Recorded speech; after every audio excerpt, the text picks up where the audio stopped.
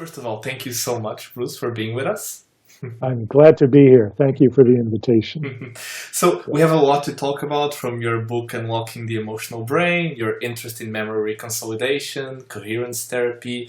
I'd still like to know a little bit more about you first. And I know that you work as a research physicist for 14 years prior to being a therapist. Can you tell us about that?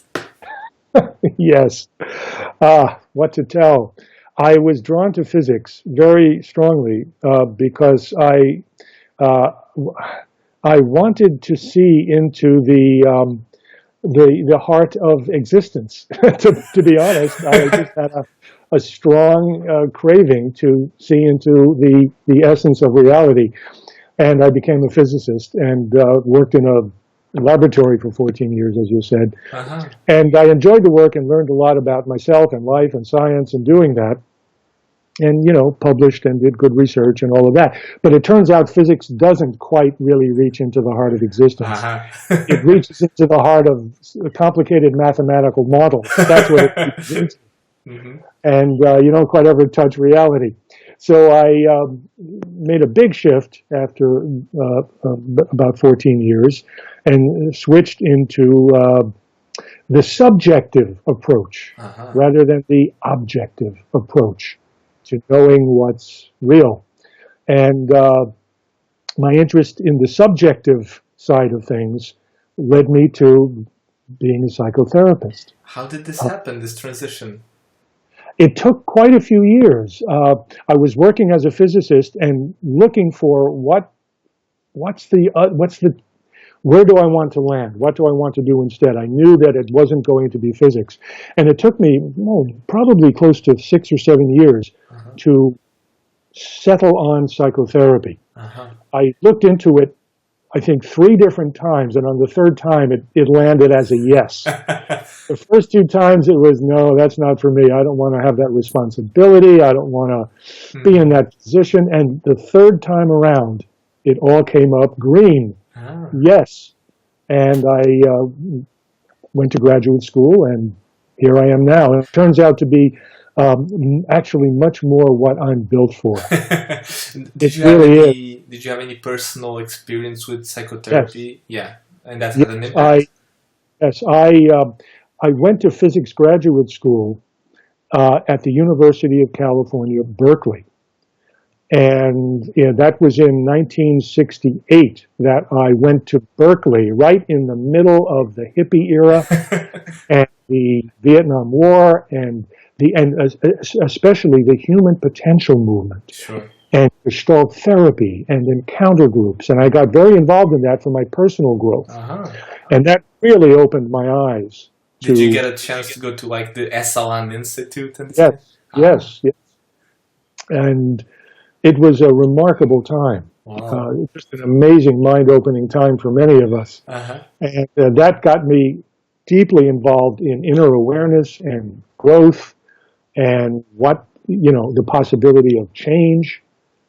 And yes, so I had experiences of change that years and years later, when I chose to train in psychotherapy, my own experience that deep, profound change is possible. Yeah.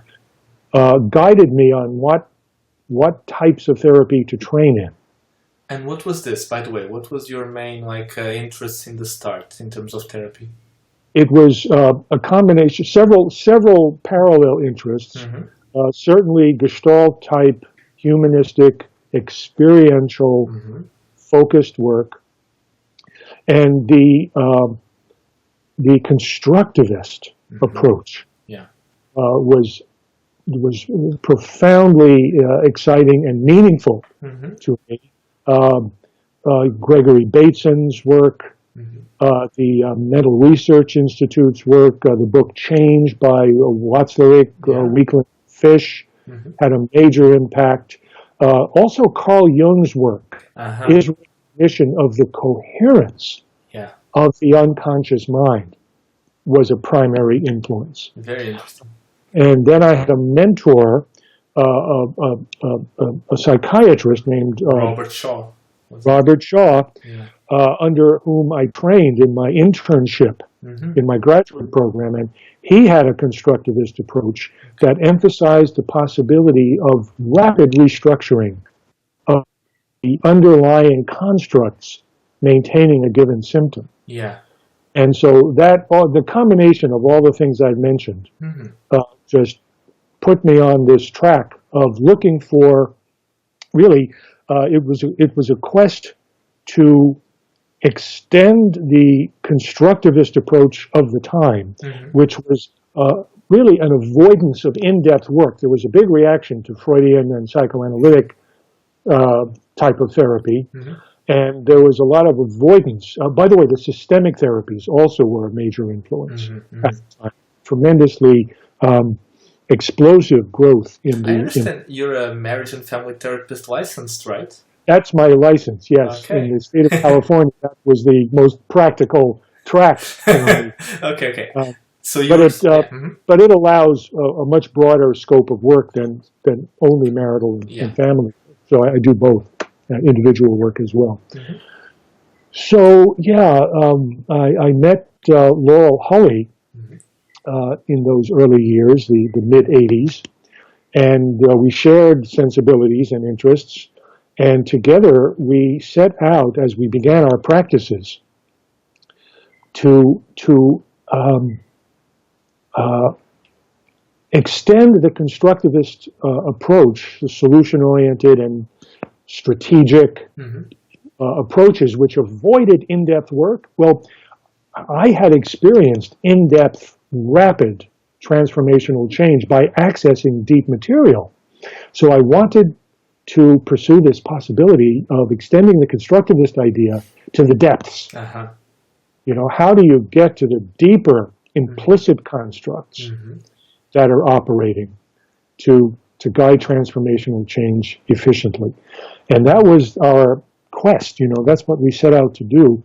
And so Laurel and I, we would study our sessions that happened to produce deep, lasting shifts. We didn't know how to do it reliably, but whenever it did happen, we studied those sessions very intensively to find what were the key ingredients that had brought it about. We did that for quite a few years across many different clients and types of problems, and finally did identify a certain series of experiences that was always present, leading right up to a powerful shift happening. Slowing you down just a little, Bruce. So I think, from what I understood, this is roughly between 86 to 93. Right. So tell me something. In this era, what are you exactly doing? Are you like watching audio or videotapes? How did you actually go about doing this research? We were studying our own sessions while also training with various, Gestalt, systemic, constructivist teachers and trainers, and reading voraciously, these wonderful, expansive, progressive new approaches that we're developing. So we took into account everything we were learning and examining our own sessions just to find what are the key moments and the key interactions. What did the therapist say or do? What did the client say or do that led up to these moments? Your physics sensibility, did it help in any way with this research? It did. It definitely did. I think I brought my physics approach into this process to just examine without theorizing, without bringing preconceived ideas, just examine the phenomenon itself and look at it from many different angles until a pattern emerges. The pattern that connects, I think, was one of Bateson's fundamental ideas. And also one of his ideas was identifying the difference that makes a difference. You can create differences of all kinds. I like that but expression. Identifying the difference that creates a fundamental change in the system. And that's what we were doing by examining our own sessions to see what was the immediate cause of transformational shifts. And we did identify a certain sequence of experiences, and we began to reorganize therapy about or around how to bring about that sequence of experiences from the very first session of therapy and let go of everything else we had learned and just head for that sequence of experiences. And that did begin to increase the frequency and consistency of creating true therapeutic breakthroughs. You felt this in your own practice. Yeah. Observed it. You observed it constantly. Yeah. When clients say, I'm not depressed anymore, even when I visit my parents, or I don't have panic attacks anymore, even when the same situation happens. So it's like we're onto something here. Yes, we're onto something here. Uh-huh. Yeah, we weren't basing this on our own gratification of ideas that we had. This was, very concrete observation, evidence of effectiveness. And then for me, I think the most remarkable thing in the whole development of our careers was finding, and for me it was in 2005 when I came across the memory reconsolidation research and began to read about the sequence of experiences that had been identified in the laboratory research that literally unlocks the neural encoding of a target emotional learning. It was the same sequence of experiences we had identified and had written about in our first book, 1995, Depth-Oriented Brief Therapy. Well, that was just hitting the jackpot. We now had neurological evidence that the methodology we had found had a rigorous basis in the brain. So what you're saying is that, to recap, I think it was in the Thanksgiving of 2005, right? Very touched by how you read into the personal story here. I'm a fan, Bruce. I'm a fan. Well, but Thanks. Yes, it was. You confirm basically what you were already finding out in the 90s. Yes. Yeah. Yes. So tell me something. So if you don't mind me jumping right into it. One of the things that I found most interesting, one of the golden rules kind of that you found, was the idea of not trying to get rid of the symptoms of the client, not counteracting. Could you talk a little bit how you found this out, how it evolved, this idea? Yes. That idea evolved as one of the patterns we finally recognized by studying sessions that did produce transformational change. We noticed one of the critically required experience to arrive at transformational change was facilitating, or shall I say, ushering or bringing the client into a direct experience of the underlying emotional learning, the schema, the constructs that had not been conscious, but by becoming conscious, by the client feeling and knowing what meanings or expectations or model of how the world works or schema was operating that was necessitating or driving the production of this. It was when clients had a direct experience of that, had shifted it from implicit knowledge into explicit knowledge, not just as a cognitive insight, but as a whole body experience and lucid recognition of emotional truth. That was one of the key ingredients that set up transformational change. And when we recognized that, we realized counteracting is the opposite. Counteracting is an attempt to get away from what's causing all the trouble and to set up a preferred experience. For example, what's a common relaxation techniques. Teaching relaxation techniques to reduce anxiety is, I think, a good example of counteracting. Well, what turns out to be the direct path to transformational change is the opposite of that, where you don't try to get rid of or even diminish the symptom. You aim for revealing and having the client experience what inside the client is actually important step toward a transformational change. Yeah. Well, let me play a little bit of devil's advocate, Bruce, which is Good. this idea of not getting rid of the client's symptoms, not having a counteractive stance.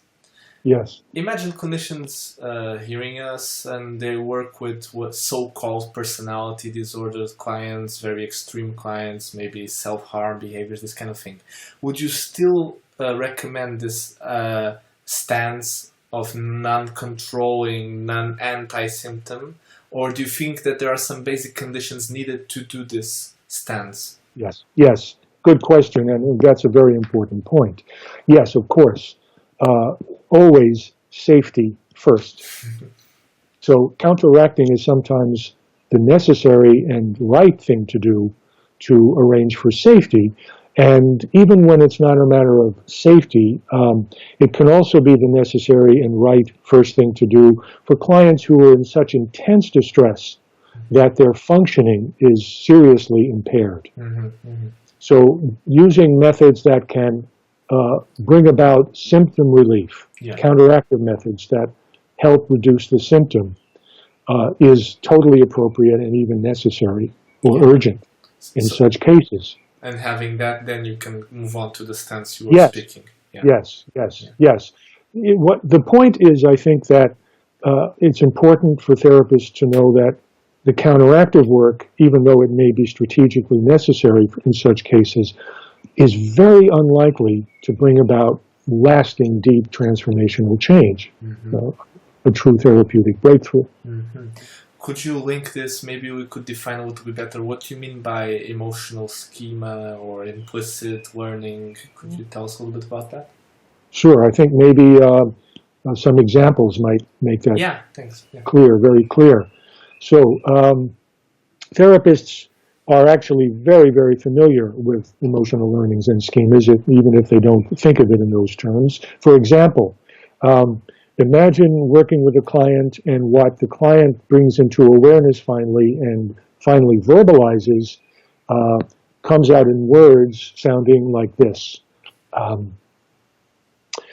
If I feel and show any sadness or hurt or fear, I'll be attacked and humiliated.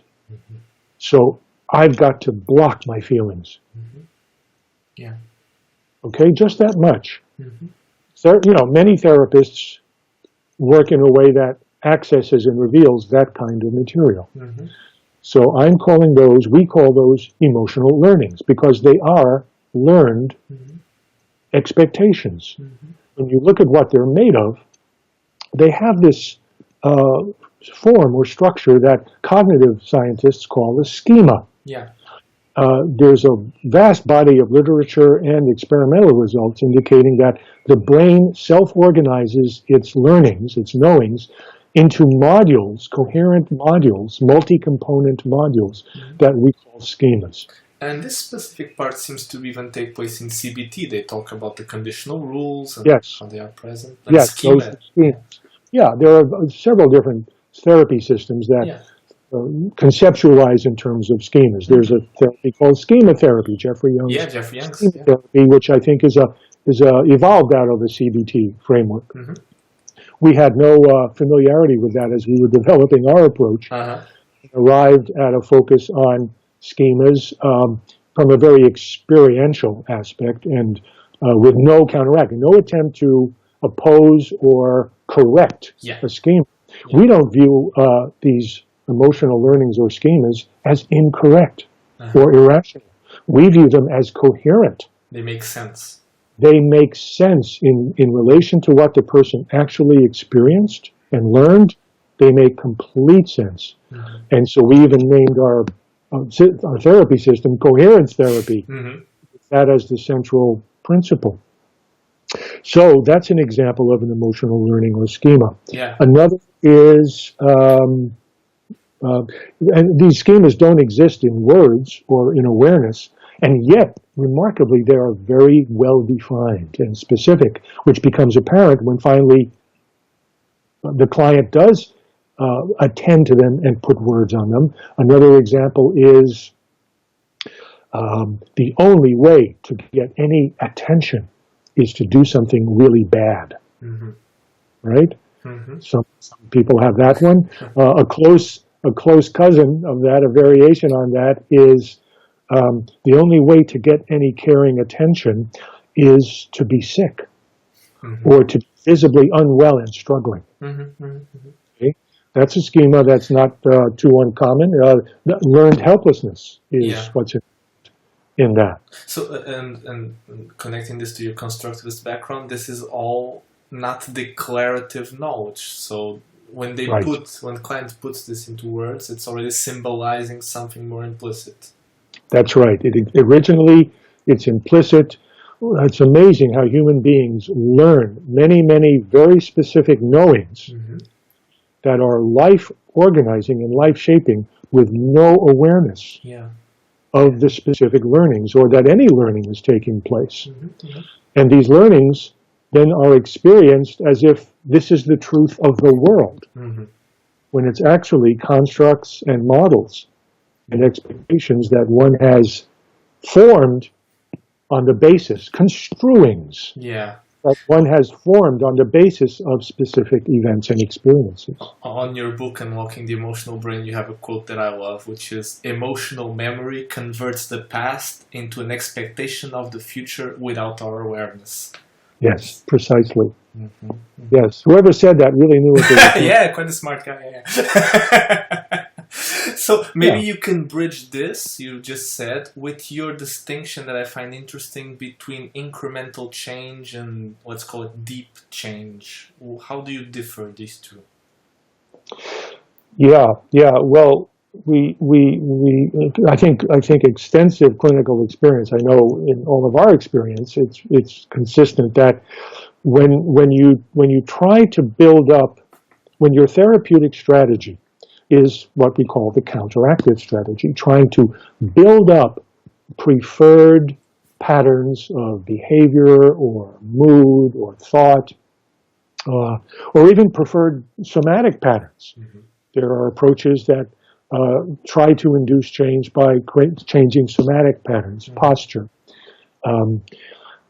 These tend to create new learnings that get set up separately from the existing implicit emotional learnings that are driving symptom production.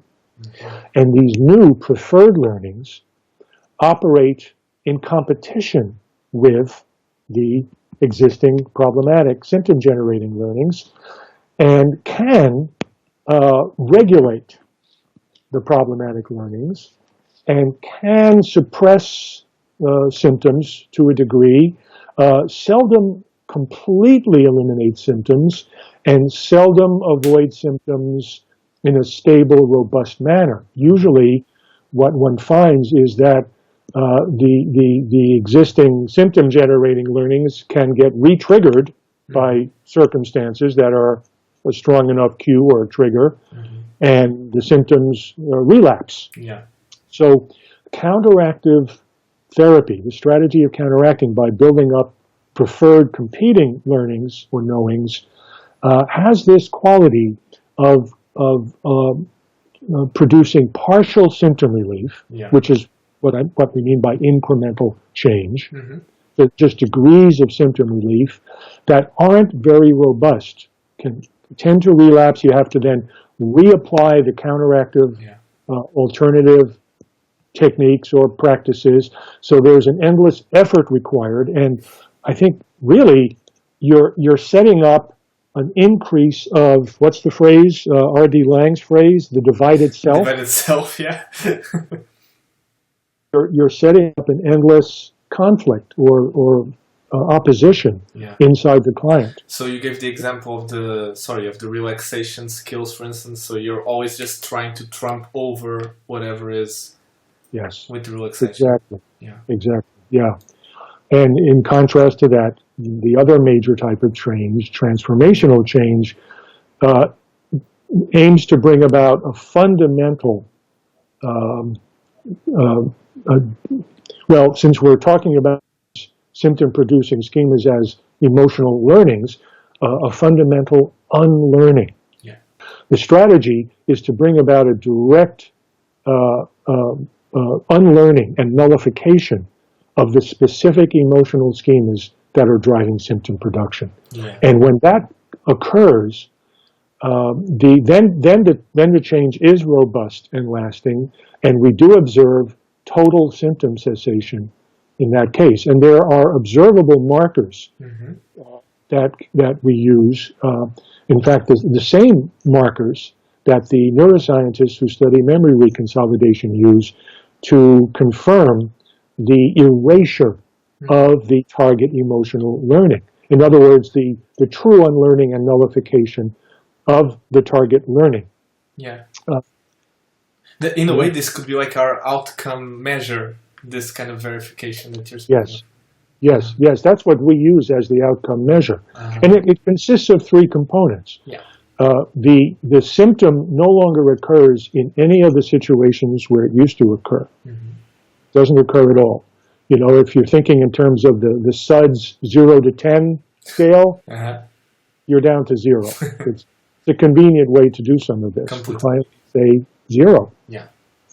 In addition, the emotional activation that the schema had created, that altered state, some therapists think of this as an ego state or a self state, that bodily activation that the schema produces is also no longer occurs at all. Yeah. So the expressed symptoms are gone, the emotional activation state associated with the expressed manifested symptoms are gone, and the client also reports that those two changes are effortless. Yeah. There's nothing being done to maintain them. Yeah. Or it's just spontaneously disappears. It's just how the client now is. Yeah. Yeah. And that persists on and on and on over extensive time and in all the situations that used to produce the symptom. Those are very clear, distinctive markers, and it's usually very straightforward and easy to elicit that information from the client. Yeah, so I guess we have the duty now to spell out the steps of memory consolidation, right? Yes. Because everyone is hearing us saying, this is too good to be true, at least give me the formula. It seems too good to be true. I know it does. I know it does. But, you know, since the 1990s, maybe the late 80s, therapists are more and more familiar with therapies that have this kind of result. EMDR has this kind of result. Dick Schwartz's approach, family systems therapy, can have this kind of result. There are quite a few therapies that describe this kind of result. So when we started with this in the late 80s and started teaching it in the early 90s, it was credibility as a problem. It wasn't familiar that therapy can be this effective, but I think it's becoming more and more so. All right, the actual steps. All right, the neuroscientists have identified a series of 3 steps, a sequence of 3 experiences. That's an important point. Some clinicians and researchers who are looking at how to translate memory reconsolidation research into clinical use focus on concrete procedures, but I don't think that's the most illuminating and effective point of view. What I see in the neuroscience research is the identification of a sequence of experiences, and that's also what matches what we found in the late 80s that we wrote about in our first book. And the sequence of experiences is this. First, the client experiences a reactivation of the target emotional learning that's producing the unwanted symptoms. So in relation to the examples I mentioned earlier, the client would be having an affective experience of the only way to get any attention is to do something really bad, for example. And many therapists are quite familiar with how to reactivate a schema. you simply invite the client to focus on certain cues that are very central to the schema. It's simply a matter of, for example, asking the client, can you remember a time when you were a boy, when you were feeling that need and that ache for attention, and you weren't getting any attention? You had so many brothers and sisters, and your parents hadn't paid attention to you for days, you told me. Can you bring that to mind and kind of revisit that? Yeah. Yeah? Okay, yes, you're feeling it? Yeah. Do you feel it in your body? Yeah. Where do you feel it? Oh, I feel it here and here. Good. Now, try saying those words we found and see if it fits. The only way I can get any attention is to do something really bad now. Yeah. Client says it, and yes, that feels so true. Okay, so there it is. The schema is reactivated as an embodied emotional knowing and feeling. Yeah. Good. The second required step to launch the memory reconsolidation process now is for the client to have an experience of any kind that what the researchers call this a mismatch experience or a prediction error experience. It's an experience that is a direct knowing that, wait a minute, reality isn't as expected by this emotional knowing. In our example, the only way to get any attention is to do something really bad. For example, this could consist of reminding the client of something I had heard about from him, searched for and found from him. Do you remember the time your wife set up a surprise birthday party for you? And you came home and all of a sudden here were all these caring friends focusing on you, giving you so much caring attention, and you didn't do anything bad to deserve that or make that happen, did you? And the time your boss called you over and talked to you about something that was important to you, and you needed that conversation, you didn't do anything bad to attract his interest and attention. So you've had these other experiences where you received caring attention without doing anything bad. Okay, just bring those to mind right alongside this living emotional truth from your childhood. That's step two, a mismatch experience. Yeah. A direct knowing that's very real to the client that sometimes reality behaves very differently than this original emotional learning expects. In the moment of having that mismatch experience, what we call in therapy a juxtaposition experience, because we're inviting this strange both at once experience where the original learning feels very real to the client, and at the same time, this other experience that contradicts that also feels very real, both at once. It's a strange, edgy experience, kind of similar to cognitive dissonance, but this is a very fully experiential version of that, not just conceptual. Yeah, sorry to interrupt you, Bruce, just to make this contrast with original cognitive therapy, because it could be perceived, I imagine wrongly, but you could spell out the difference, that this is bringing out the evidence that reality is different from what the client is saying. So let's just reevaluate the evidence. It is that. It is that. But it's done experientially. Yeah. It's not done as a cognitive insight, as if intellectual knowing should manage to override emotional knowing. So this condition is fundamental, this experience. It's fundamental. Yeah. In guiding a juxtaposition experience, and this is important, I'm so glad you asked that, the way we teach this process, the therapist says nothing and does nothing to indicate anything negative about the original emotional learning. There's no indication that this is incorrect or invalid or should be gotten rid of. It's an empathic acceptance of both the original knowing and this other knowing, which the therapist did not introduce as a corrective at all. It comes out of the client. Mm-hmm.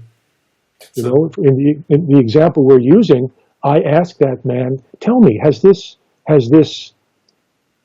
learning that only doing something bad gets you any attention, has that always been true throughout all of your experience, or has anything ever happened that seemed different?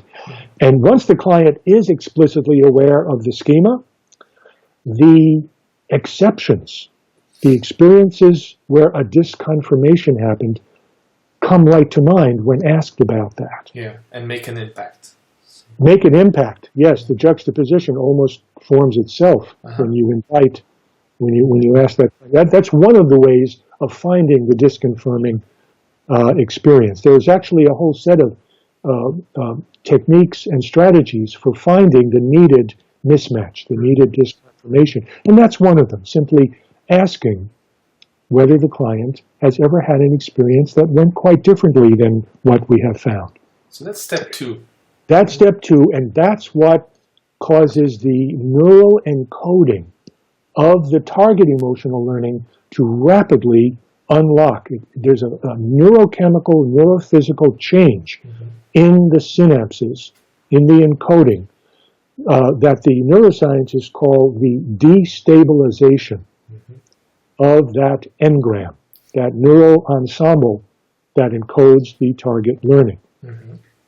Because the target learning now is destabilized in that way, it can be directly unlearned and re-encoded according to the contradictory knowings that are now in view. And so the third step simply consists of a few repetitions of the juxtaposition, of the knowings that tell the client reality isn't according to the original schema. So the therapist simply guides a few repetitions of the juxtaposition, which is really natural and easy to do once the first juxtaposition experience is there. Because this recognition is very significant to the client. This recognition of, oh, it's not the way it has seemed all along. That's a big, that's very surprising to the client. Yeah. Like I said, it has this edgy quality. And how do you direct attention between the two of them? So do you tend to guide them more towards the exception, or no? Yeah. No. Again, you know, if the therapist indicates any favoring of the disconfirmation experience, clients are very sensitive to any indication from a therapist that this side is invalid or incorrect or wrong to live by, and this is the correct favor. As soon as you give any indication of that, what does the client do? The client will begin to suppress and dissociate from the symptom requiring knowings because they are getting the disapproval of the therapist. That would block the process. We need the client fully allowing and experiencing the bad stuff, the troublemaking learnings. So there's no favoring or tipping at all. The therapist is, in a very balanced manner, saying, yes, this has felt true all along, and you experienced this so strongly in your childhood.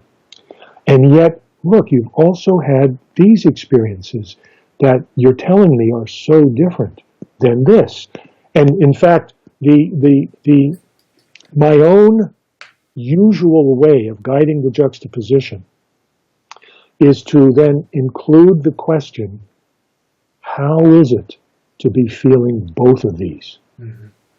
Very simple. How is it to be feeling both of these? That signals that I'm not favoring either one. And it maximally and optimally sets up the juxtaposition experience. The client is literally in front of both of these knowings. They both feel real, but they cannot possibly both be true. That's the essence of the juxtaposition experience. And then it's very natural to empathically review both sides of that again in the rest of the session. gee, again, I'm so curious how it is for you that, XYZ has felt like the reality all along to you. And here you're recognizing that you've had experiences where that isn't how the world behaved. Mm-hmm. What's happening inside for you as you sit with both of these? So very natural, very empathic, very attuned. Uh-huh. You're accompanying the client in this juxtaposition experience, and in the accompaniment, very natural to comment on both sides 2, 3, 4 times more in the session. Each time the client returns attention to the both at once, that's a repeat. And that's the third experience in the sequence that carries out the counter-learning that now is not operating as counteracting. It's not just setting up a preferred separate new learning. Counter-learning, orchestrated this way, lands directly on the neural encoding of the target learning and re-encodes it, and can actually nullify the emotional learning that's been generating the symptoms. We've seen this happen right before our eyes hundreds of times. It's common for clients to say this is I'm right now I'm remembering a client who had formed the emotional learning at the age of 18, a woman. I will never marry, I will never have a family, I'll never have children. Because she had become pregnant out of wedlock and had an abortion, and she lived in a conservative small town where everybody knew about this. Mm-hmm. So this was a catastrophe. And the emotional learning that got set up was, I will never have a family or children. She was now in her mid-50s, was not conscious of that emotional learning. Mm-hmm. Married with children. And had sexual problems and depression. Mm-hmm. Both of which were maintained by the emotional learning I just mentioned. Mm-hmm. At the point where we made this conscious, I simply asked her to repeat it. I had her back in being 18 years old, telling me about this experience and what it meant to her. And that's when she said, absorbed in the revisiting of the experience, I'll never marry, I'll never have a family, I'll never have children. Mm-hmm. I knew that she had married and had children. And yet she's immersed in this state-specific bubble of emotional reality that had formed at 18. Uh-huh. So I used a different method of finding the contradictory knowledge, the disconfirming knowledge in this case. The method I'm about to tell you is actually the one we usually use first. Mm-hmm. You'll see why. I heard her say it, and I knew what to do. I said, say that to me again. Uh-huh. Just say that to me again. And she said, I'll never marry, I'll never have a family, I'll never have children. Her eyes popped open because she was closed eyes, absorbed in the experience. Her eyes popped open and she shouted, wait, I did marry and have children. Mm-hmm. Right there is one of the most remarkable observations in my career of how the emotional learning and memory system works. I would imagine that most kids are not so dramatic. No, they're not so dramatic. I don't usually use this example to teach this because it's not really quite representative, but it illustrates certain things very powerfully. Sure. Uh-huh. And the reason I brought this one up is to tell you what happened next. Mm-hmm. Her head leaned back on the top of her chair. Her eyes were darting around. She kept saying, this is huge, this is huge, this is amazing. She said, I'm feeling energy stream through my body. Uh-huh. She said, I'm feeling the spaces between my toes. This is huge. And it was huge because that simple emotional learning is what was maintaining her sexual problem, her sexual aversion, mm-hmm. because part of the learning was that having sex, enjoying sex had ruined her whole life. Yeah. Mm-hmm. Mm-hmm. And her depression immediately lifted, and in a few more sessions was gone. Her depression was largely the despair about her whole life based in that emotional learning. It wasn't really depression, it was despair. Yeah. But unconscious despair looks and feels like depression. So clients often have very strong reactions to the juxtaposition. They express amazement. They feel energy stream through their body.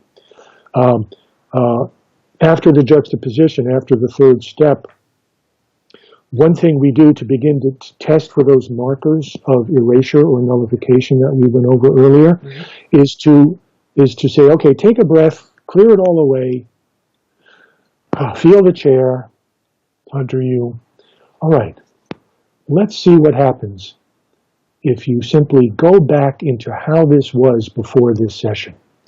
And we try to re-cue the original emotional learning. To see if it still triggers. Yes.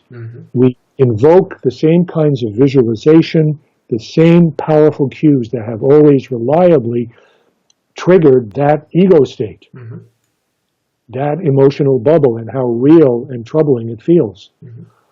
If the juxtapositions have been effective, now it just doesn't trigger. Yeah. And nothing of that kind is evoked. And usually the client spontaneously says something like, it feels silly to see things that way now.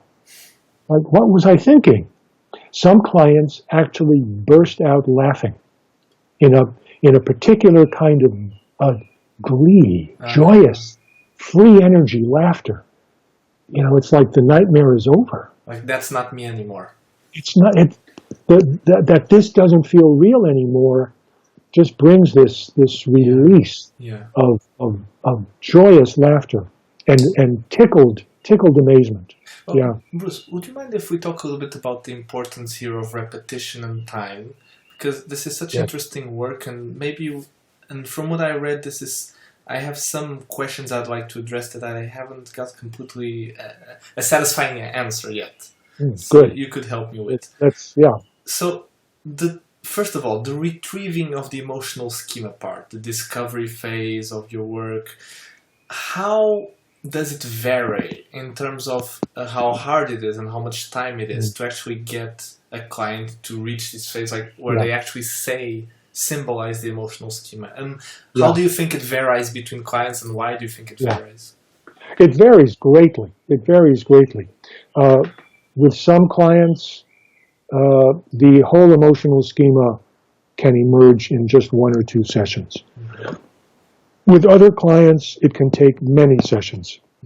One of the determinants of that is the degree of emotional intensity involved in the schema. If the emotional schema is extremely severe, if it involves traumatic memory, then of course the work has to go in very small steps so that each step feels tolerable to the client at each point. Trauma therapists are very familiar with this. Many trauma therapists call it the window of tolerance.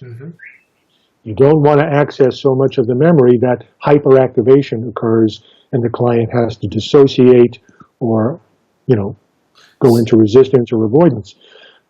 So the therapist has to have skills here of pursuing the discovery work at the pace the client can tolerate. Also, some schemas are more complex than others and have more layers and components that can take more sessions to fully retrieve. And so your clinical decision-making is always on target, you're always looking for this, but maybe it can take, like you're saying, many sessions for steadily discovering this. Yes, absolutely. In cases of complex attachment trauma, some therapists call that relational trauma, developmental trauma. I use the phrase complex attachment trauma. There you have numerous very emotionally intense schemas generating many symptoms. And those schemas often are cross-coupled So the work becomes very nonlinear. And you're working on bringing into awareness several different schemas at once. Sometimes the progress with one schema is blocked until you do some more work with another schema. And it's very complex work.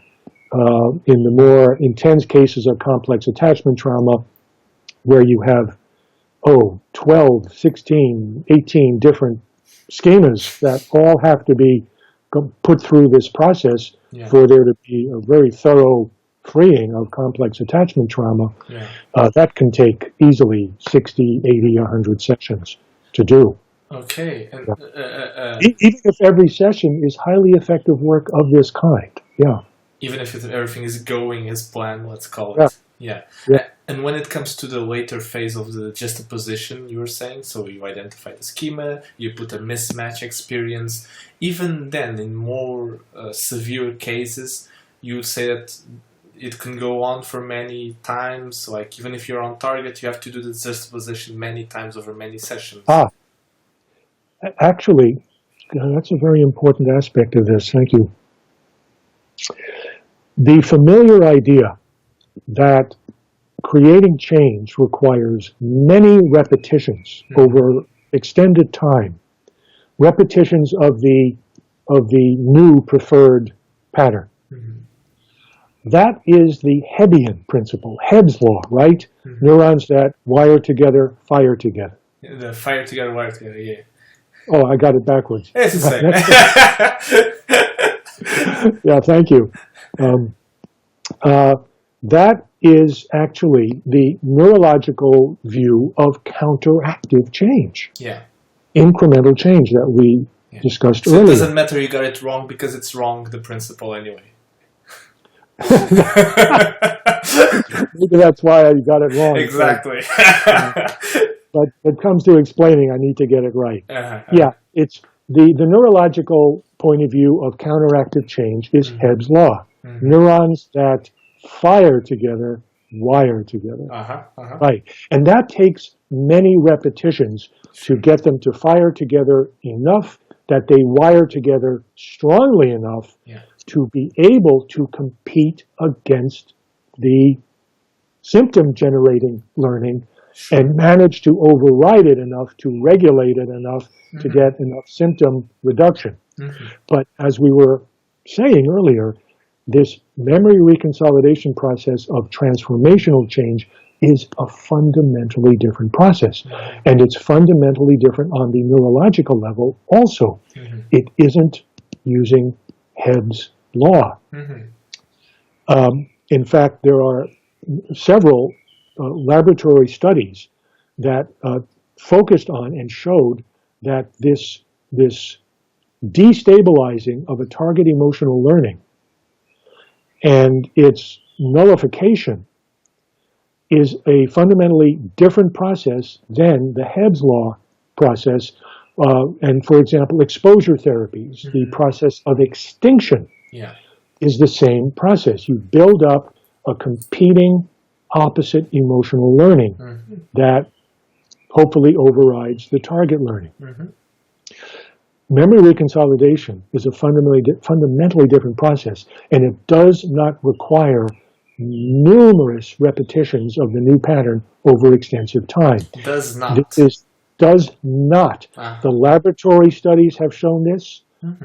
10 or 15 minutes of counter learning, of several repetitions. Sometimes it doesn't even take 10 or 15 minutes. Several repetitions of the disconfirming experience after the target learning has been destabilized by the mismatch can completely erase the existing learning permanently. So how do you bridge this? This makes total sense to me, but how do you bridge it with the need, now I'm not sure if I should use this word, with sometimes doing this process several times? Does it make sense? Yes. Well, yes. The process works cleanly, as I've described it, in many cases, but it doesn't always. It doesn't always. There are complications that can take more sessions and more steps. For introductory training in this whole framework, we teach the basic steps, keep it simple, just get that map of process, that's the core. Yeah. And then, yes, there are additional steps required when complications arise. Which kind of complications? Various kinds of complications. I mentioned one type earlier when I was talking about complex attachment trauma, when the schema you're focusing on actually is coupled into other schemas and isn't free to dissolve. Yeah. Because other things will have to dissolve along with it. Yeah. By dissolve, I mean be unlearned, be nullified. Right? So there's a more complex process that has to be worked. That's one type of complication. Another type of complication is what turns out to be a type of resistance to the nullification of the schema. Resistance can occur, client resistance can occur at any stage of the process, any of the steps mentioned. And we view resistance as coherent self-protection. If the client is, and of course by resistance we all mean the client is not allowing the process that the therapist is trying to guide, right? So when we guide a juxtaposition experience, even when it's a very well-formed juxtaposition experience, the dissolution, the nullification of the target schema is not simply a mechanical result. It turns out that if the client's implicit knowledge system anticipates some form of suffering or distress or hardship or cost that is anticipated to result from the schema being nullified, the dissolution of the schema is not allowed. So it's a very top-down, I guess, maybe you could say meaning-driven process. It's not just a mechanical process.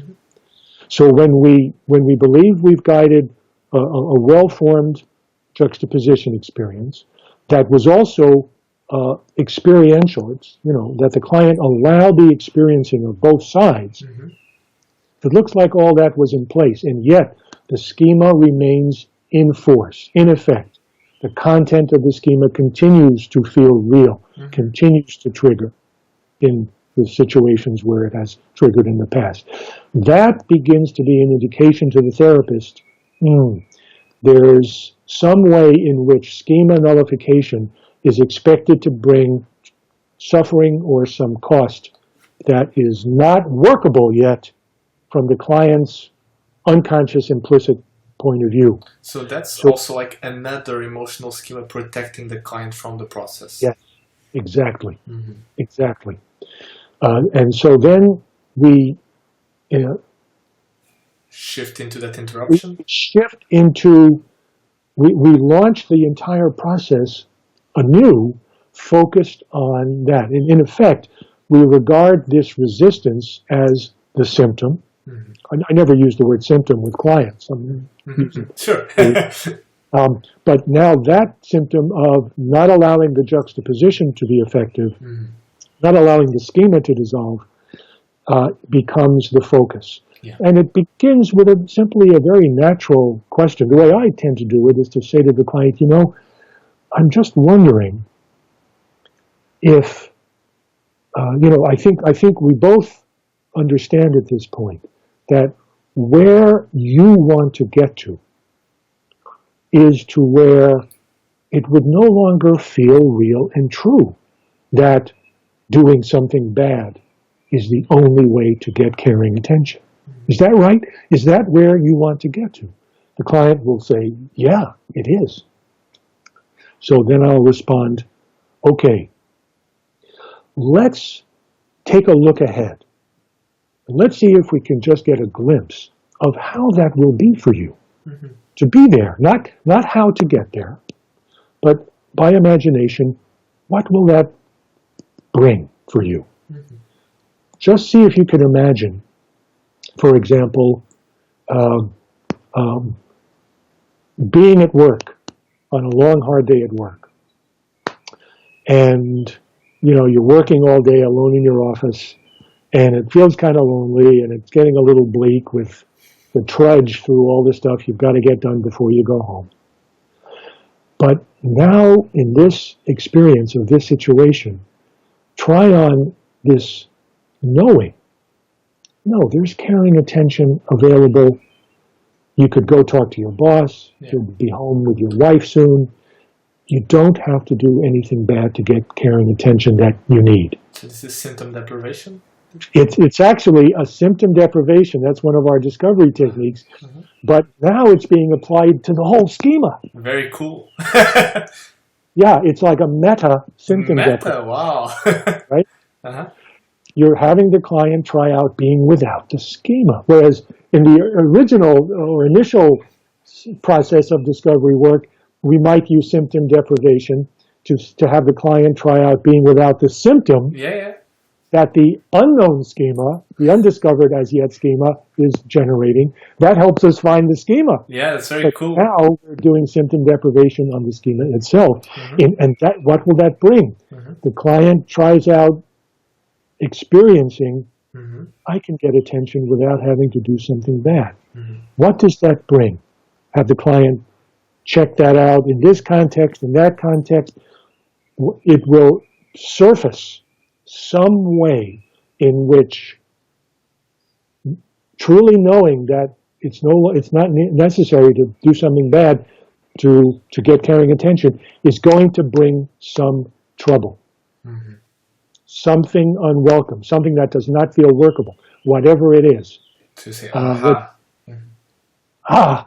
And then I'll say, boy, I wonder if that's why this learning hasn't been free to just fall away, even alongside so much that you now recognize you've experienced about how you can get caring attention without doing something bad. We've got to find how to make this workable for you, because it doesn't feel like that's a workable situation. So you try to nullify now this part. Well, yes. Now we're together in recognizing how it's not workable to let the schema go. Uh-huh. And we're face to face with a specific distress or dilemma concerning that, and we work on that. And yes, we do the whole process again, and it will involve some transformation in the client's relationship to that contingency. So you told us this, sorry, you were going to say.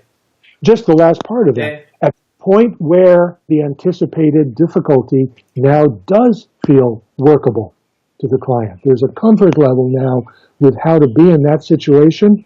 We return to the juxtaposition, do it again, and now the schema does dissolve. Now it's possible. Yeah. Yeah.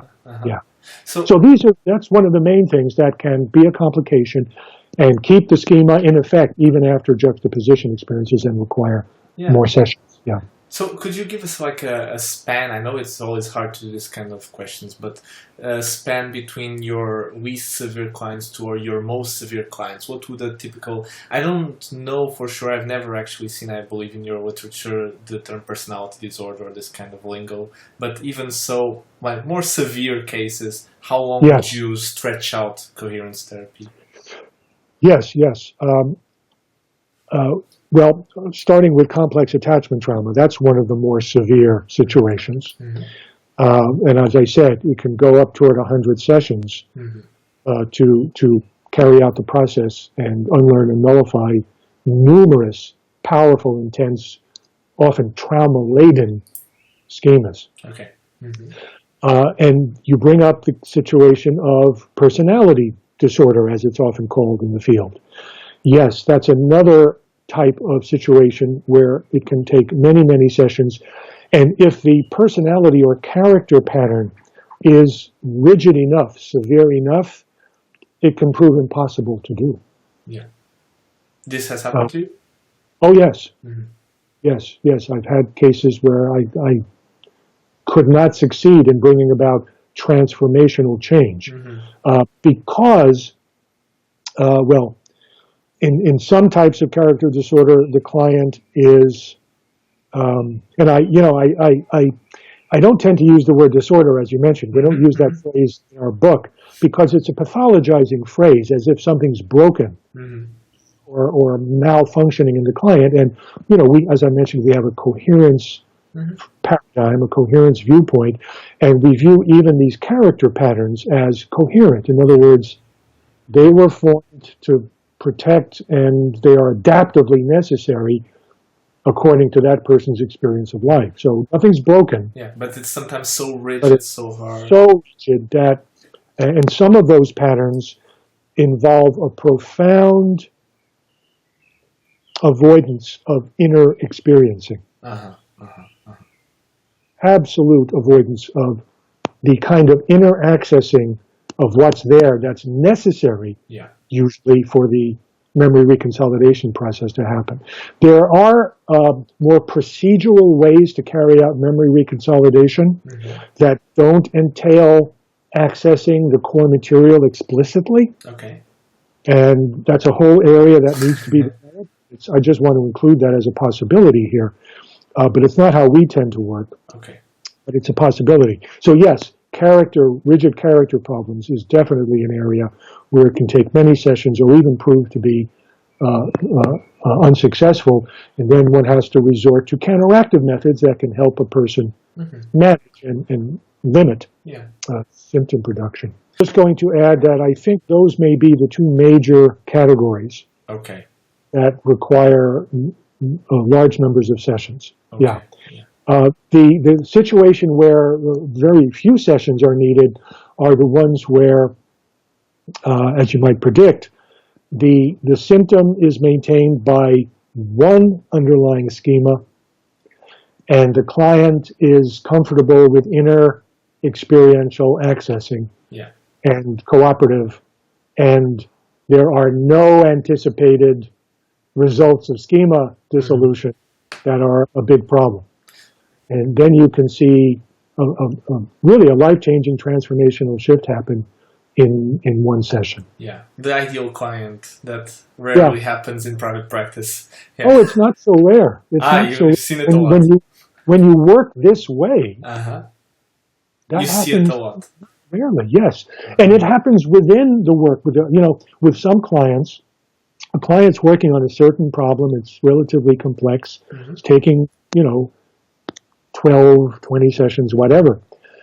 But the client comes into a particular session and brings up a new problem. Not something I've heard about before. So I begin the process on that unwanted pattern of behavior or feeling or thought or somatic disturbance, whatever the client has defined. Start the process, and it often happens that we do the entire process in one session. Amazing, yeah. And find a schema and find a dissolution. If you want, I can give you an example of that. Please do. It just happened about 2 weeks ago. Okay. A woman who'd been working on different things started a session by saying, listen, I'm really upset. I've got to work on this today. And she describes a problem I had not heard about before. She said, yesterday I really fell apart. My husband has a fairly serious medical condition, and he's in chronic pain from it. And for weeks and weeks, in fact, for months, I've been doing research online. I've been finding out important stuff, and I've been feeding information and suggestions to him. And he hasn't been following the information I've been giving to him. And not only is he not using the information, he never even refers to it. He never even mentions all the help I've been giving him. And finally, yesterday, I lost it. I fell apart.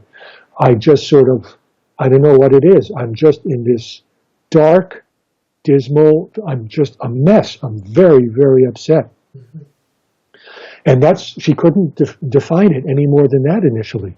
Yeah. She was really immersed in an altered state that was really dark and dismal. She had kind of collapsed. This was a kind of emotional collapse.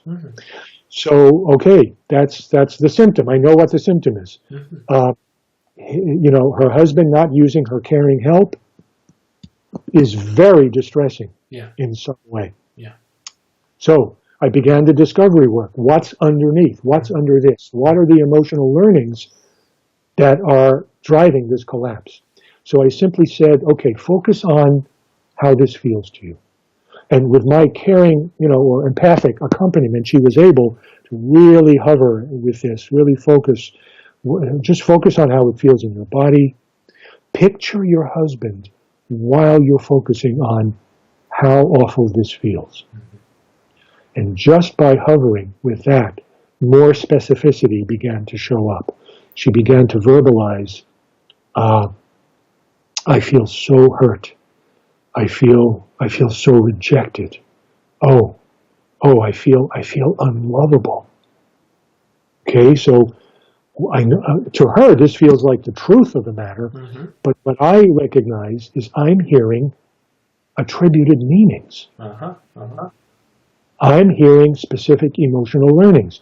If a significant other doesn't receive my caring help, I'm unlovable. This means I'm unlovable and I'm rejected. And we sat with that for a few more seconds, and then what came was,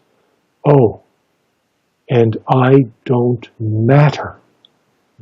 And with that, she dissolved into deep crying, sobbing, deep, deep tears. That's it. That was the core. I don't matter. And that's a fairly common construct or attributed meaning to find, especially with clients who are presenting low self-esteem. There's often an I don't matter core of meaning that they learned from mistreatments in childhood. So now she was in touch with it. I had this set of attributed meanings. That's the target emotional learning.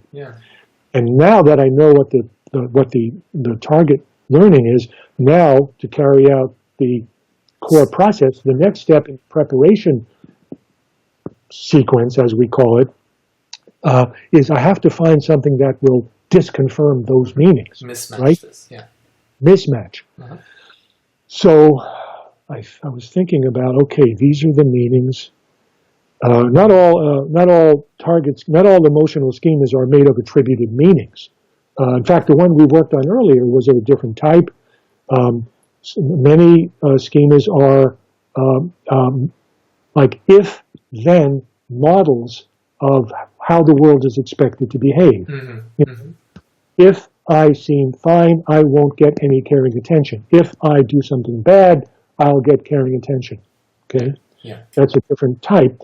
This woman had attributed meanings. And so now I'm thinking, what could disconfirm this? Sometimes finding a candidate disconfirmation experience can take several sessions. Sometimes that's a challenge. So now you would have to find, if I understand logically, some experience that would prove that in other occasions she actually had meaning. And she had meaning whenever she didn't have to have the other loved person receive something. Yes, you're getting close. Specifically, and this shows how important it is to have thorough retrieval of the target learning, because it is based on the detailed makeup of the target learning that you search for a disconfirmation. The disconfirmation that will be used for the mismatch experience must be very specific. And I'm so glad you pulled that out of me. Really, that's a very important understanding of how this process works and how the clinical methodology needs to work for consistent effectiveness. So I have great specificity of the target learning, these very specific meanings, and now I have to find a very specific disconfirmation. So I know that the disconfirmation has to be an experience in which those specific meanings are not true. In other words, her husband not receiving or using or even remembering all of her offers of help does not mean that she is unlovable and it doesn't matter. That's a tall order. How can I find that? I lucked out. But this way I lucked out actually happens fairly commonly. In my experience, across many clients. I suddenly remembered, because I know what I'm looking for, I suddenly remembered something she had mentioned to me in a previous session. And I thought it had a reasonable chance of creating a disconfirmation. So I just went for it. I just tried it. Didn't know if it would work or not. And you'll see what it is when I explain what I said to her next. I said, listen, didn't you once tell me about your husband's childhood? I think I remember you telling me that what he suffered as a boy was he felt massively dominated and controlled by his mother. I just said that. And I lucked out. It worked. She was silent. She was very silent. There was a stone silence for a few seconds. And then she said with like a burst of energy, right. Oh, that's why he's not taking my help. Okay. He's afraid of being controlled and dominated by me like he was by her. He's preventing that. He always does that. You're right. I didn't make the connection. So you give her an alternative meaning. Precisely. Precisely. But in a way, I didn't give her that alternative meaning. She already possessed that knowing. And that's often what happens. In fact, the example I gave earlier of the woman who said, wait, I did get married. I did have children. She already possessed that knowledge. Yeah. Simple knowledge that by itself would seem to have no emotional significance. Yeah. But when it's pulled in for a juxtaposition, it has enormous emotional significance. And the same happened with this woman. I merely brought her attention to a knowing she already possessed. And in juxtaposition with the attributed meanings she was plunging into, it made all the difference in the world. You said it exactly correctly. This was a different meaning for the same behavior of her husband. So Bruce, there is an article that I would like to leave out the link also for people interested. A very interesting article, that Memory Reconsolidation, Understood and Misunderstood, that you wrote. And you point out there are some common misconceptions, and you already touched on some, and you already fleshed out how memory reconsolidation is not extinction, for instance. Yeah. But now I remembered from what you just said, if you could also divide this or differentiate this from the idea of corrective emotional experience, which you also do in that article. Because some people hearing us might think, okay, nothing new there. You made a new corrective emotional experience. Yes. So yes. How would you... Yes. Part of the reason I'm smiling like this is that I mentioned right at the start that I'm hard at work on a new article. And I just happened to write the section that answers your question. Great. It's a section that revisits the idea of corrective emotional experience through this lens. Okay. So I have this fresh top of mind to share with you. But I'll try and make it succinct. Many therapists understand and try to carry out a corrective emotional experience by guiding the client into a rich, emotionally real experience of something that was missing in their developmental history.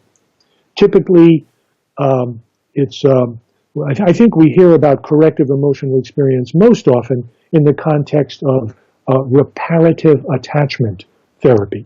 Therapy where the therapist is deliberately using the client-therapist relationship to create experiences of what was missing in the client's attachment learning history. Yeah. So the empathy received from the therapist safety, positive regard, the good alliance, what are often regarded as the non-specific common factors, which are needed for any therapy to be effective, I think, can be used in a particular way to actually be the disconfirming experience of insecure attachment schemas that keep the client experiencing lack of empathy, or even abuse. So sometimes they juxtapose the Yes, emotional yeah, schema. Yeah.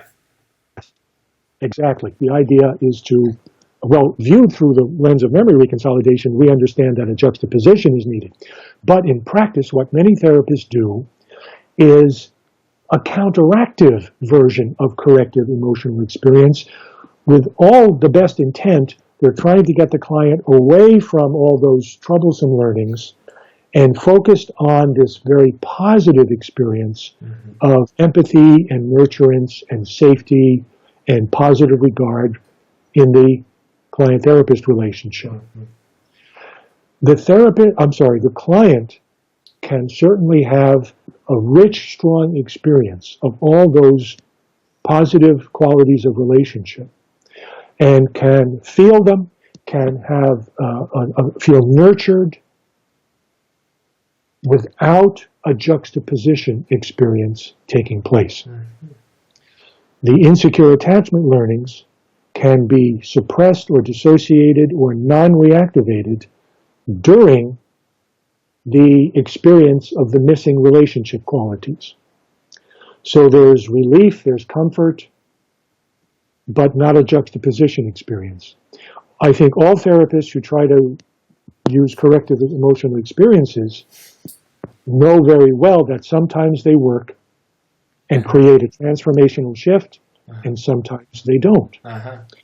We believe the memory reconsolidation framework reveals very clearly the critical specific factors that determine whether a corrective experience does or does not result in a lasting deep change.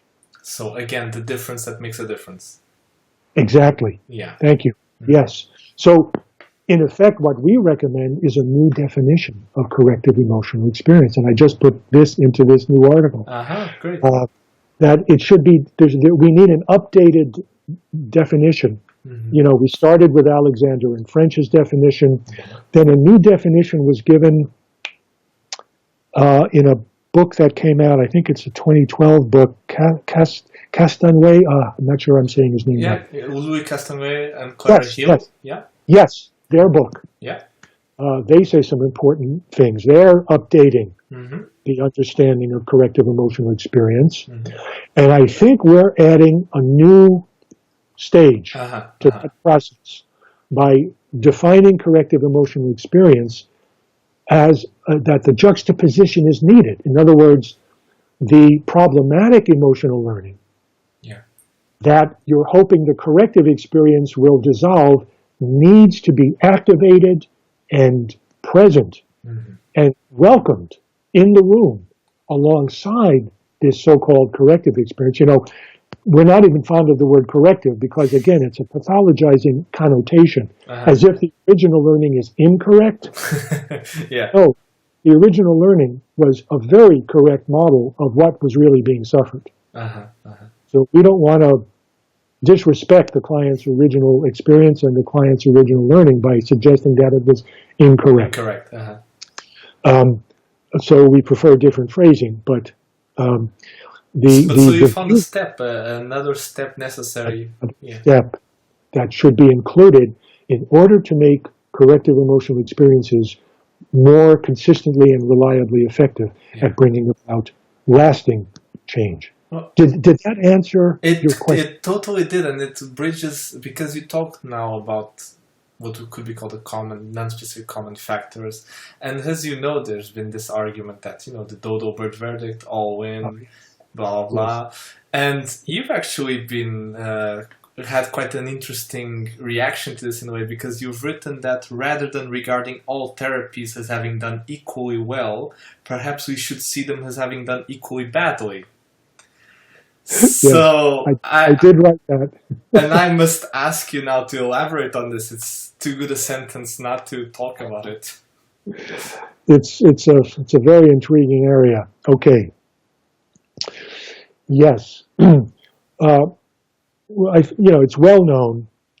It's certainly well known to therapy outcome researchers, and it's fairly well known across the whole clinical field that outcome studies have found A ceiling. essentially the same level of effectiveness, Mm-hmm. or let's say the same level of efficacy Mm-hmm. of therapy methodologies across, oh, how many? 14 or so different therapy methodologies Mm-hmm. that have been found to have this same ceiling. Mm-hmm. And, usually that's written about to say by saying that therapy has been proven to be effective. Mm-hmm. That's a true statement. But how effective Mm-hmm. is the question I ask. And when you look at the numbers, the statistics in the studies, it's actually the same level of effectiveness that placebos have, Mm-hmm. that placebo therapy has. Mm-hmm. I'm not satisfied with that level of effectiveness for the clinical field. And I know that therapy sessions that produce transformational change produce a much higher level of effectiveness than that. Mm-hmm. And transformational change has not been the norm or the standard of effectiveness in the clinical field. Mm-hmm. We're working to make it be the norm and the standard of effectiveness, and we think the memory reconsolidation knowledge can really help toward bringing that about. So let's see, back to your question. The most prevalent understanding and explanation of why so many therapies have the same level of effectiveness, modest though it be, is the idea that the non-specific common factors,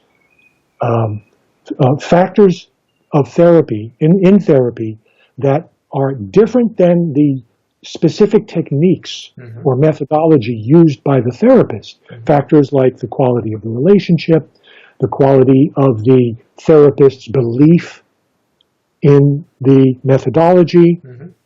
the client's personal qualities that the client brings to therapy. Non-specific common factors are what make therapy be as effective as is measured. Mm-hmm. That's the non-specific common factors theory Mm-hmm.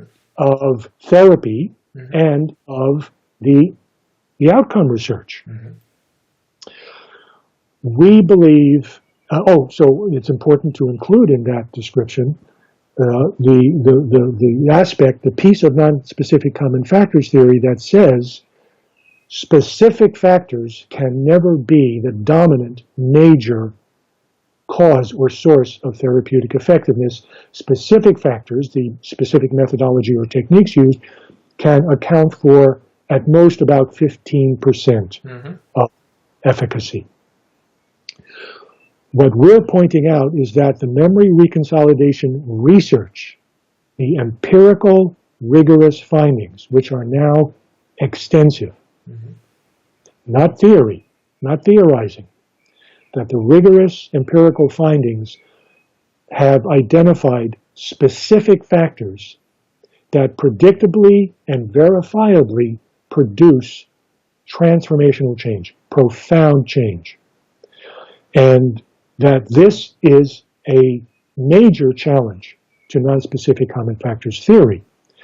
And it's possible to understand now why RCTs, randomized controlled trials, have produced the modest level ceiling Mm-hmm.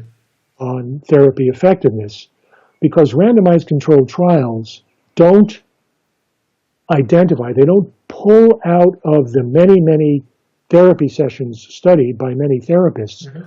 those few sessions that did accomplish A lot. transformational change by happening to do the requisite experiences. Alex, I think one thing we haven't mentioned in this interview Mm-hmm. that is very relevant right here, and therefore it comes to mind for me, is the fact that there is no other known process in the brain that can erase an emotional learning other than the memory reconsolidation process, this destabilization of a specific learning by a mismatch experience. That's the only known neurological process, the only known type of neuroplasticity that can destabilize an emotional learning and allow it to be nullified profoundly. So there is some empirical validity or support, let's say, for the hypothesis that whenever we observe erasure, robust disappearance of an emotional schema and its manifestations in therapy, we can infer that those three steps of the necessary sequence that brings that about have happened in therapy, whether or not they were noticed by the therapist or conceptualized as such by the therapist. So there are systems of therapy that do produce that sequence of experiences and do produce transformational change, but the therapy's conceptualization of the change process and the therapy's description of itself don't identify that sequence or those experiences, and yet they are embedded so in the what you're arguing is that if we actually looked at the session, we would find this process in there. Yes, and we've done that. We've begun to carry out that demonstration. Yeah. Our book, Locking the Emotional Brain, has a chapter dedicated entirely to that. Chapter 6 gives a review of detailed case examples from 4 different widely used therapies. EFT, ADP, EMDR, IPNB. IPNB. Yes. And we show where in the moment-to-moment process the 3 experiences took place, resulting in the transformational change that was observed. I'm sorry, this is a little tongue-in-cheek, but isn't it a little bit funny or delicious in a way that you come from a very experiential, constructivist background, but what you're saying, in a way, is what nowadays would be defined as a medical model argument, in the sense that if you contrast with the contextual model, you're arguing for a specific process that argues for the outcomes we watch. Oh, I see what you mean. Yes, it's a specific process, but I don't equate that with a medical model. Right. That's a very interesting point. I hadn't thought about it that way before, so thank you. Well, I'm basing myself on the idea of Bruce Wampole definition or distinction between contextual and medical. No, that's an important distinction. And while I disagree with Wampole about non-specific common factors theory, I disagree strongly now about that. I think there's strong evidence, strong challenge to show that specific factors can be the major source of therapeutic change. But about the medical model, I agree. Clinical symptoms and conditions are not appropriately understood in terms of a medical model. And I don't think using or showing that specific factors are effective equals a medical model, because a medical model is a pathologizing model that views the symptom as being produced by something malfunctioning, something pathological, something broken. And we have the coherence model that I mentioned earlier that shows and actually demonstrates in the course of therapy that the symptom is produced by emotional learnings, and the client's emotional learning and memory system, the client's implicit learning system, is actually working properly in maintaining these original emotional, informing them in the first place, working properly in maintaining them without fading out for decades of a lifetime. The neuroscientists have shown that implicit emotional learnings are not supposed to fade out. The brain evolved in such a way as to maintain these emotional learnings durably across time without fading. So the persistence of these original emotional learnings is not dysfunction or malfunction or pathology. And the retriggering of these emotional learnings in the present for self-protection and well-being, according to the original learnings, is the proper functioning of the emotional learning and memory system and the limbic system. So it's specific, I don't see any pathology or malfunctioning in any. It's similar in a way to what happens when you cut your finger, and then for several days there's inflammation and redness and pain and tenderness. That all of those painful symptoms are the healing and immune system working properly. That's not a malfunction. And I see an analogy there. So I think the absence of any pathologizing Yeah. and the in-depth identifying of the coherence of symptom production makes our framework Definitely non-medical. than a medical model. Yeah. Yeah. Bruce, we're drawing to a close now, but let me still ask you. How sad. It is very sad, yeah, because I'm having a lot of fun. So let me try to fit in still two more things, little things. Two more. Okay. Yeah, Let's go. Very briefly. Sure. First of all, because again, I haven't really found out more about this. What do you think is the potential of all of that we've been talking about, memory consolidation knowledge, to self-help? Do you think it's possible eventually to actually a person understanding and trying to plan and go through their own memory consolidation process? Mm-hmm. Yeah, we thought about that a lot because we've been trying to figure out how to write a book for the public about it. I can imagine, yeah. You could easily write a book of the genre of Malcolm Gladwell. Outliers. Yeah, Outliers and some of his others, very clever, interesting books. What's the title of the book about quickly knowing something? Thinking Fast and no, that's kind of that's the canon. yeah. But Malcolm Gladwell has one like that. One word title eludes my memory. Yeah. So Blink. Memory consolidation. Blink. That's it. Thank you. Yeah. Blink. The word think was coming. Yeah, me too. Yeah.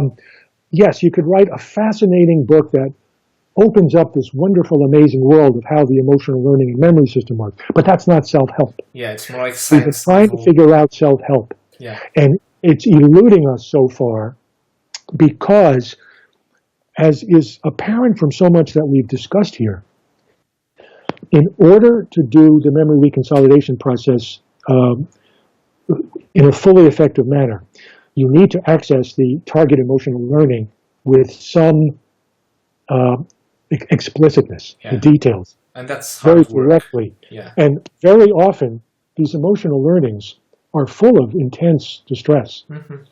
And we often find in therapy that the client absolutely needs the support, empathic accompaniment of the therapist to tolerate accessing this material.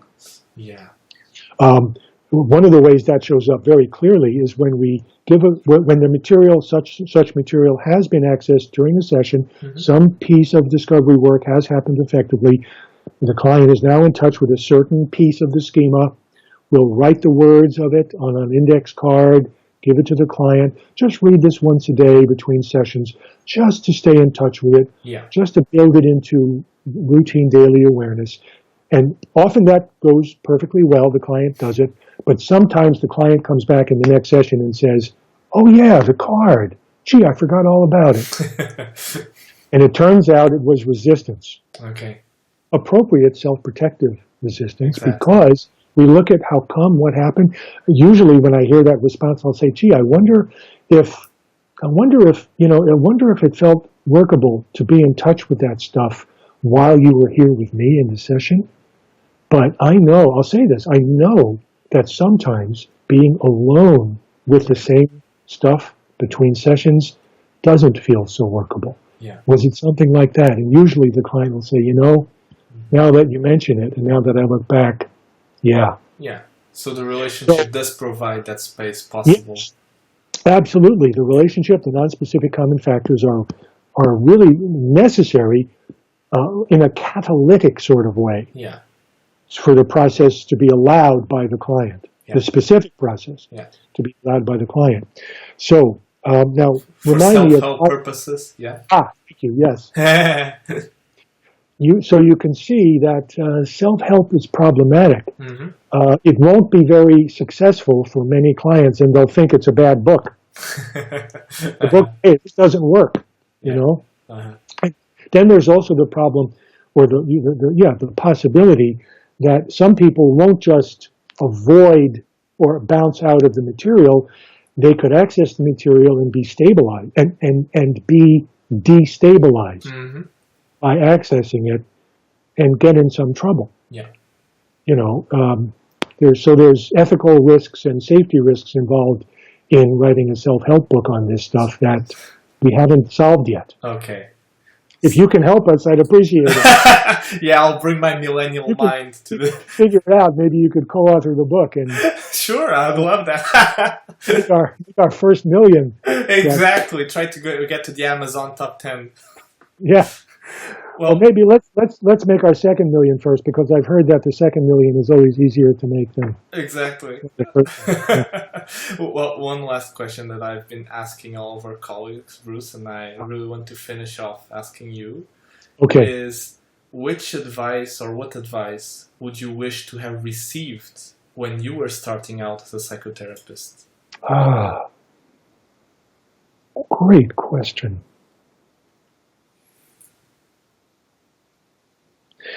You know, the true answer, here's what just comes. The answer is, remember I mentioned the advice from Robert Shaw? Mm-hmm. And yes, it's a combination. The advice from my mentor, it was also one of Laurel Hulley's mentors. Mm-hmm. That's how she and I met, by the way. We attended a workshop, and we were assisting at a workshop that Robert Shaw was giving. Very romantic. It actually was, but that's another story. For another interview. Yes, one over a glass of wine, I think. Exactly. Next time I'm in Lisbon, let's do that. Please. Let's see. So, yes, from Robert Shaw, but also from the constructivists that I mentioned earlier. Mm-hmm. You know, the Meta Research Institute constructivists, mm-hmm. and even the Milan and systemic constructivists. This idea that it's, and Robert Shaw was very emphatic about this, it's possible to get to the constructs that the client is living from and using to make sense of experience, to get to the specific constructs that are involved in generating the symptom, and to create rapid transformational shifts. That was the advice that I got early on that just sent us in this direction and led to everything we've done. So I received the advice I most needed to get at the start of my career. That's the answer that showed up as soon as you asked that question. It's beautiful. I like that. I'd never had that thought, and it's a good feeling. So yeah, that seems very fulfilling, I guess. It is. Life treated us well in that. So, yeah. Bruce, I think that's a perfect way to finish our talk. Let Beautiful. me just say how happy I was to have this chat with you. Thank you. It's totally mutual. This has been a real pleasure. Thank you.